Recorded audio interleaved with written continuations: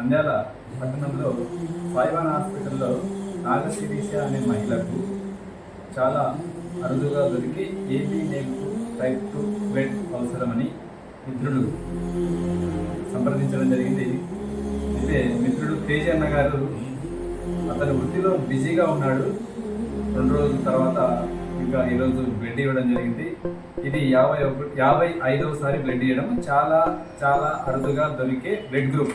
ఇది అనేది AB negative దొరుకుతుంది, కానీ టైప్ 1 టైప్ 2 అనేది చాలా అరుదుగా దొరికే బ్లడ్ గ్రూప్.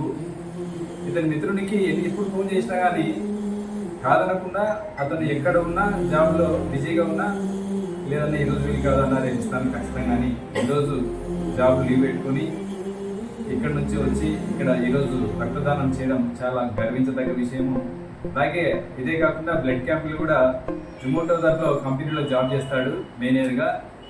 అతను బ్లడ్ క్యాంపులు కూడా 2 సార్లు ఏర్పడడం జరిగింది. అలాగే ఎవరికైనా పేదవారికి ఏదైనా ఆర్థికంగా సహాయం చేసే గుణం, మంచి మంచి మంచి మనసున్న మహారాజు తేజ.